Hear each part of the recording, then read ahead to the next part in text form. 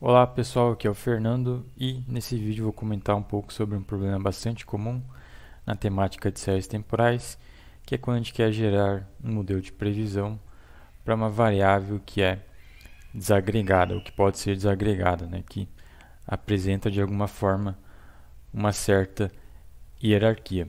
Isso é um problema mais comum, né, do que é, parece ser.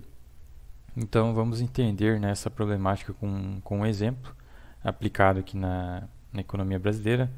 A gente tem os dados lá da Anfávia, que publica mensalmente séries temporais referente à produção de veículos aqui no país. Eles têm lá numa planilha, né, disponibilizada no site deles, a produção de veículos categorizada em veículos leves, caminhões, ônibus, por assim em diante, né? Então, se a gente somar esses níveis, nessas categorias de veículos, a gente vai ter a produção total de veículos no país. Então, essa estrutura de dados é o que a gente pode chamar, né, de séries temporais hierárquicas. Outros exemplos, né, de séries temporais hierárquicas, né, que podem variáveis que podem ser desagregadas, né? Os exemplos mais comuns, por exemplo, IPCA, que pode ser desagregado, né, preços livres, preços administrados, o IGPM, que é a própria metodologia desse indicador, né, de inflação, é a partir, né, de outras séries, as contas nacionais, produção industrial, consumo de energia elétrica, por assim em diante. Então, isso abre uma possibilidade, né, para a gente gerar modelos de previsão, né, para essas séries desagregadas. Formalmente, a gente pode representar esse problema, né, através dessa equação aqui, onde a gente tem a nossa variável de interesse y no tempo t, e ela é explicada pela agregação das categorias, né, dos níveis inferiores da variável, né, da hierarquia. Esses níveis eles são agregados para formar a nossa variável de interesse. Então, partindo dessa problemática, né, de todo esse contexto, a gente pode elaborar modelos de previsão adotando algumas estratégias, né, e técnicas para tal. Então, existem várias, né, abordagens para gerar esses modelos de previsão com hierarquia. As três, né, mais conhecidas, né, são a abordagem bottom-up, ou seja, de baixo para cima, onde a gente primeiro gera modelos de previsão para as séries de nível inferior da hierarquia, para depois, né, agregar esses pontos de previsão para gerar os pontos de previsão da série acima, né, ou seja, a série de interesse agregada.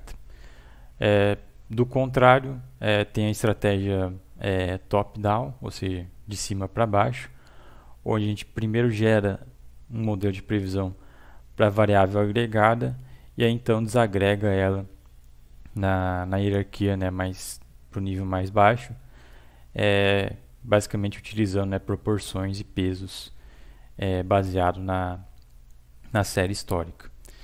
Existem algumas outras abordagens, né, um pouco mais sofisticadas, como a Minimum Trace, que tem também algumas variações. Então aqui a gente vai implementar num exemplo prático essas três abordagens, baseado aqui no livro do Hindman, Forecasting Principles and Practice. Então, como eu citei, os dados de exemplo, né, que a gente vai utilizar são os dados da Anfávia de produção de veículos, que tem lá na planilha deles séries temporais agregadas de produção de veículos. A gente vai utilizar esses dados aqui para fazer um exemplo prático. Aqui estão listados os pacotes que a gente vai utilizar dentro do R, né, para construir esse exemplo prático. Então vamos abrir aqui o RStudio. Primeiro carregar os pacotes. São todos pacotes disponíveis no repositório CRUN. A primeira coisa que a gente tem que fazer é pegar as séries temporais. E aqui no caso a gente vai fazer a coleta dessas séries temporais utilizando o banco de dados lá do Banco Central do Brasil, que tem essas séries armazenadas. Então a gente pega os dados aqui, colocando os códigos de coleta a partir de 1990. 93. Coletadas as séries temporais, ele vem nesse objeto aqui DataFrame, com coluna de data, o valor de cada série, o código da série e o nome da série, né? Então, total, que é a produção total, veículos comerciais leves, por assim em diante.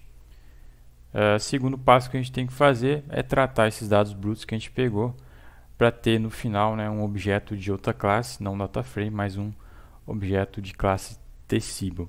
A gente vai utilizar essa classe de objeto para modelagem e previsão no framework que a gente está utilizando aqui.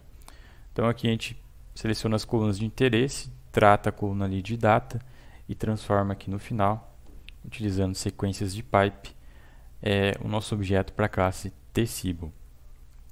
E aí no final a gente vai ter esse objeto aqui Tecible com 1388 linhas por 3 colunas, a variável que indica os grupos, né, de variáveis dentro desse objeto aqui, representada pela key, está na coluna variable. Aqui a coluna de date, né, transformada, e a coluna dos valores de cada variável. Podemos rapidamente visualizar os dados utilizando aqui um gráfico de ggplot para visualizar as séries temporais. Então a gente tem aqui as 4 séries temporais que a gente coletou, produção de veículos, né, do tipo caminhões, comerciais leves, ônibus, e a série total, né, que é a produção somada, né, das 3 séries. Então beleza. Agora para fazer a construção do modelo, né, a gente tem que primeiro indicar, utilizando a função aggregateKey, a estrutura, né, de hierarquia dessa nossa série, né, desse nosso banco de dados que a gente está tratando aqui. Então a gente quer dizer para o R que essas nossas variáveis, né, elas são agregadas pela soma das 3 variáveis aqui, que é comerciais leves, caminhões e ônibus, para formar a série total, né, que é nesse quarto quadrante aqui. Então a gente vai fazer exatamente isso nessa função aggregateKey do pacote FableTools. A gente aponta o nome da coluna e o formato de agregação, né, desses dados, que é a soma dos valores, né, para representar o total da produção. Então é assim que deve ser representado, né, nesse exemplo aqui, nesse contexto aqui. Para fazer isso, né, antes a gente remove a série, os valores, né, da série total. Então executando, a gente vai ter o mesmo objeto Tecible, só que com uma representação diferente, né? Aqui na coluna variable, ele fica nessa especificação aqui de formato agregado. Se a gente consultar o objeto, a gente vai ter aqui os dados agregados, né, que é a soma das 3 séries, e mais aqui ao final a gente vai ter as 3 séries, né, os valores propriamente dito delas também aqui no mesmo objeto. Então, feito esse primeiro passo, a gente pode partir para a questão, né, de construir um modelo de previsão e implementar uma daquelas 3 abordagens, né, no caso que a gente vai implementar as 3 para agregação, né, dos pontos de previsão. Então, a gente está utilizando aqui a família, né, de pacotes do Tidyverse, dentre eles, né, o FableTools e o Fable, para construir o modelo. Então a gente vai estimar o modelo de suavização exponencial, conhecido pela sigla ETS. Apontamos aqui dentro da função model, né, um nome para o modelo, a função para estimar o modelo e a coluna dos valores. Antes disso, né, a gente restringe a amostra para ter um período ali para testar, né, pontos de previsão. Então a gente restringe os dados até 2017. A gente vai testar os pontos de previsão, né, para saber se as previsões geradas estão coerentes, né, em uma amostra depois de 2017, né, mais conhecido como amostra de teste. Então a gente está fazendo essa separação. Então aqui a gente estima o modelo utilizando o pipe Depois chamamos a função reconcile, o pacote fable_choose, e especificamos aquelas 3 abordagens de agregação no momento, né, da gente gerar os pontos de previsão. Então, os modelos, né, o modelo que a gente está estimando aqui vai ter essas 3 estruturas, né, de agregação dos pontos de previsão. Feito esse procedimento, vai ser gerado aqui nesse objeto chamado fit, um objeto tabular, né? Ele pode demorar um pouquinho para rodar. Aqui já concluiu, mas é um objeto tabular de classe Mabel que vai ter ali a coluna variable, então vai ter as 3 séries desagregadas e a série agregada, ou seja, a soma das 3. Os modelos estimados, modelo agregado e também os modelos desagregados. E aí as 3 abordagens, né, de agregação, né, para gerar os pontos de previsão. Então, uma vez feito isso, a gente pode gerar as previsões, nesse caso aqui, fora da amostra. Então, a gente vai gerar 2 anos, 24 meses, né, de pontos de previsão fora da amostra, utilizando aqui a função forecast. Aponto o objeto com os modelos estimados. Ele vai trazer um objeto do tipo fable, que vai ter aqui as informações dos pontos de previsão gerados. Então, a partir de 2018, mês de janeiro, vai ter ali os pontos de previsão por variável e por modelo.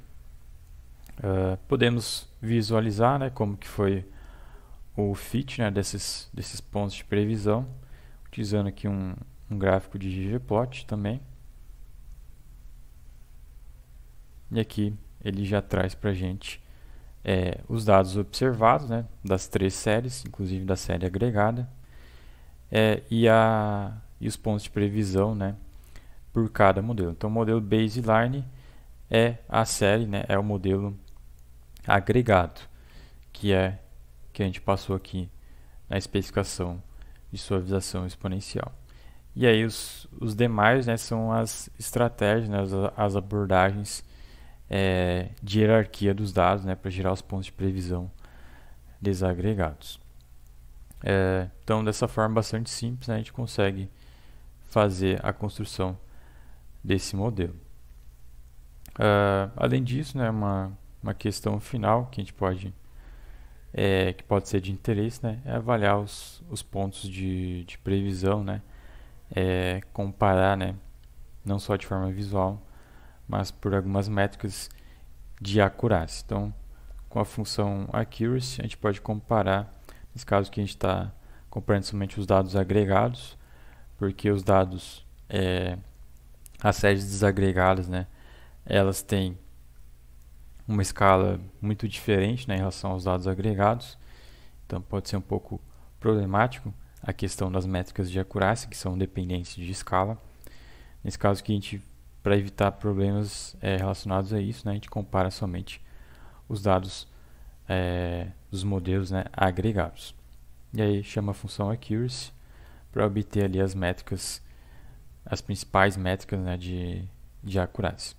Então aqui o modelo baseline foi o que teve o melhor, né, RMSE, idêntico, né, à estratégia ali de abordagem de agregação top-down, seguido pelos demais.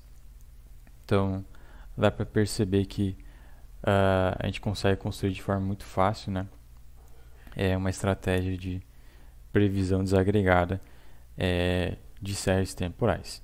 Então, eu espero que tenha ficado claro. Para quem quiser olhar em detalhes, né, o exercício, a gente tem aqui no blog da Análise Macro o post publicado, né, com os códigos, né, e as saídas disponibilizados, além de referências, né, adicionais para quem quisesse aprofundar. Certo? Então, eu agradeço a atenção, vou ficando por aqui e até a próxima.